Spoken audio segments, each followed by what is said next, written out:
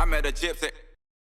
I think there's definitely a point, and I mean, this is just me talking about my own experience, but I think there's definitely a point where, like, if you want to be successful, so for me, it's like this podcast deal, right? And I've got bigger aspirations than just this podcast. Like, it's not shit I talk about, but it's like, I got an idea of what success looks like for me in my life, and I want to enjoy the process of trying to get there.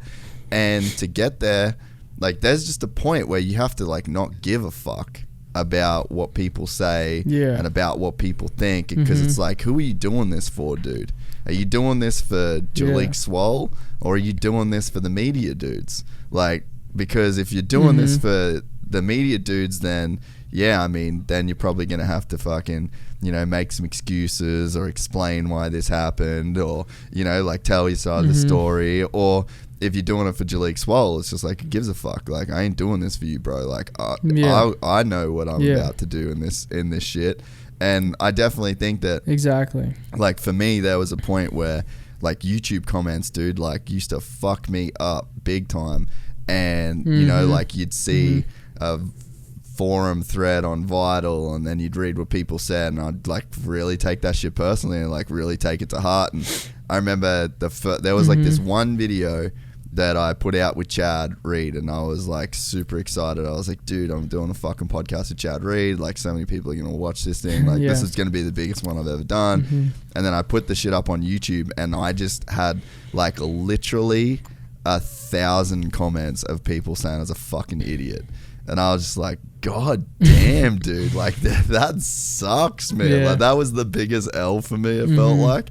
And but it's like, if you stay in a place where you care about that, like, there's a ceiling, man, and you're gonna jump, and you're gonna hit your head. 100%. So I think that there's just a point where, like, if you want to be successful at something, like, there's a lot of stuff you got to stop giving a fuck about, in a way. Yeah, literally. Like, I know, like, even after the High Point deal, like, I always have, obviously I have my comments that are like, oh, fuck you, if it wasn't for RJ, you know what I mean? And, like, yeah, I mean, I wouldn't have won that moto if RJ didn't go out, but a 2-3 finish is still fucking great, you know what I mean? Yeah. And it's just like, I used to get caught up in all that shit. Like, even after Tampa, like, my comments went crazy with all kinds of people talking shit and saying, oh, you fucking suck, and all those types of negative comments. And, like, it's hard not to look at that shit when, you know what I mean, when it's right there. Like, you want to know what people are saying about you and shit, and, like, obviously all the media and all that. And, like, right now I got to a point where I'm like you were saying, like, I'm doing this for myself. I'm not doing this for anybody else. And it's like, that's why I carry myself in a way that I'm trying to steer away from being a cookie cutter, because I'm not a cookie cutter. Like, I'm different from a lot of these guys in Supercross, and I'm going to carry myself how I'm going to carry myself. I'm going to talk on camera as if there's not a camera, just because all the other kids talk exactly like me and cuss like me just off of camera, because they're scared of what the outside perception is, you know? And, like, that's not me, you know what I mean? And, like, I like to be myself and do what I want, and I comment back to people now, and I talk shit back because I think it's hilarious. I think it's funny, you know what I mean? Like, I'm just myself, and that's who I am, you know what I mean? Like, I like to troll back. I like to talk just as if it's just me and the boys. Like, obviously I know when to be serious and whatnot, but, like, I'm me, you know? And, like, I think it took all of that first year for me to finally get here, you know what I mean? I finally feel like I'm myself, and, like, it's a really, really, like, great feeling, like, being able to be like, you know what? You lay down in bed at night and you're like, no regrets. Yeah, dude. Man, honestly, my favorite, hey, Jet Lawrence, it's my fucking boy. My favorite moment of this outdoor season was you winning at High Point. This is my favorite 2021 moment of Supercross and Motocross, whole fucking deal. You getting on the podium and going, let's fucking go. I thought that was the dopest shit of the entire year. That one moment, and it wasn't a pass, it wasn't a race win, it wasn't Jet winning the championship, it wasn't, because I just looked at you and I go, fuck, that is real. That is as real as a motherfucker can get right now. Like, that's exactly how you should feel when you win your first race, dude. And especially after everything that you've been through, you know. And it's like, dude, that is what we need to see in this sport, is like someone that's just gonna let it fly. I think more and more the personalities will start to fly. I think the whole motion of cookie cutter just comes from, that's how everybody's kind of been, you know what I mean, for so long in a way in the sport. And we've gone away from everybody having their own personality, everybody being who they are.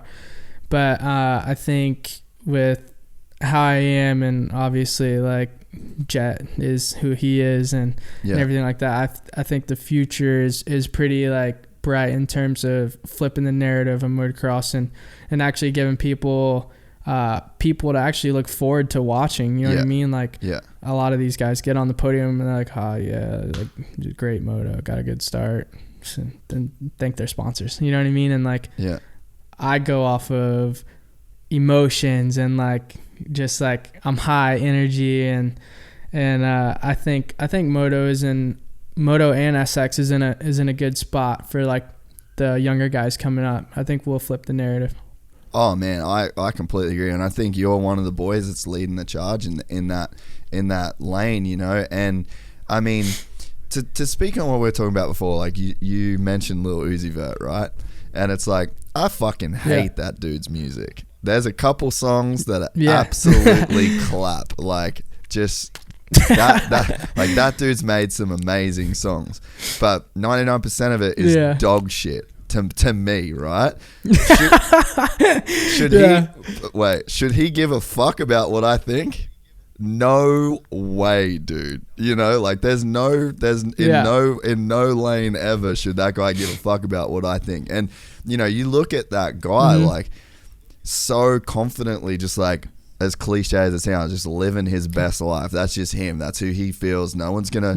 That's how he feels. No one's gonna put him in a box. And then that hits, dude. Like that resonates so much, because you can see that person. Like, I might not like his music, but I respect the fuck out of that guy, because he's going out there and he's just completely being himself. Like, and you know, I think it's funny you were saying about like you know, swearing or cussing or whatever. That's one of the comments I get all the time. Like, does he have to cuss so much? And it's like, this is just how I talk. Yeah. Like, I grew up in a gnarly place. Like, this is how everyone around me spoke. And it's like, at some point, you know, the people make the argument of like, what about the kids listening? It's like, okay, well, a kid doesn't cuss until he's about 12. So I'm gonna not cuss on my show. I can guarantee anything that kid is hearing in the outside world or at school where you think he's like protected is 10 times worse than the few cuss words you hear on the podcast, and especially on like Xbox and PlayStation, because I know as a kid I had people talking crazy amount of shit to me, and I was like, that's a word? So bro. Kids are open, especially with how like social media is now. Like kids are just, it's too easy to access absolutely anything they want to access. So like, I think the whole swearing narrative is just it's stupid. Honestly, it's like, it's such a like old-minded thing to say. You know what I mean? Like, a cuss word is not gonna change your kid's life or make him just say it. Like, I don't know. Oh, I totally get it. And that's picky, because you have those keyboard warriors that go crazy over this stuff.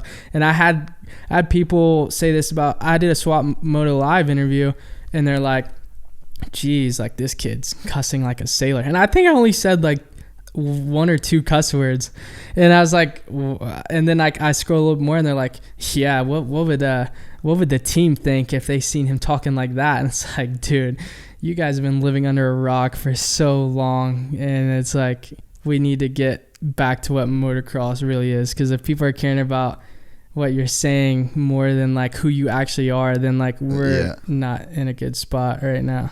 Oh man, I agree. And the thing is, man, is like if you don't want your kid to swear, like you got to educate your kid. You got to be like, hey, look at that Australian guy. Yeah. The way he talks makes him look like an idiot. And I'm like, and I'd sit there and I'd go, you know what? I probably agree. Like I probably am an idiot and do look like an idiot. But it's like, under no circumstances do you think that you're sheltering your kid, or like by me cutting out, you know, swearing or my guess or whatever, then that you're actually doing anything to stop your kid swearing in the future. Like, or like you said, going on Xbox and be like, fuck, get the fucking grenades, fuck.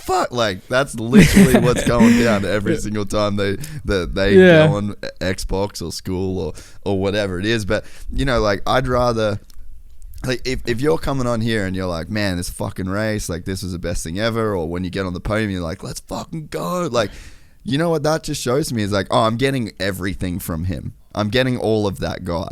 There's nothing that he's holding back from me. And I think that's probably one of the reasons why, like, I've just never really felt the pressure. Like, it bums me out when people, you know, talk shit on me for that in a way. But it's like, I've never really felt it just takes away from personality. Exactly. Like, I've just never really felt the pressure, because it's like, hey, you're gonna get all of Jalek Swoll. Like if you drop a fuck in one of your sentences where you're talking about a race or something that was gnarly in your life or whatever, it's like, okay, I'm getting all of him. Like he's being honest, he's being open. Like there's nothing that he's holding back. And to me, I think that's like more important. And one of the things that I was thinking before, like you were talking about, it was kind of at the start when you were talking about losing your ride, and we're sitting there thinking, I'm like, you're way too fucking cool to lose your ride, bro. Like there's just not that many kids that are as cool as you. Like there's something in that. I mean, look at Dean Wilson. Dean Wilson is cool as fuck, and we need Dean Wilson, and everybody knows that. If you enjoyed this content, please like and subscribe. And to listen to the full 3-hour podcast, search Gypsy Tales in your favorite podcast platform or click the link in the description below. Gypsy Gang.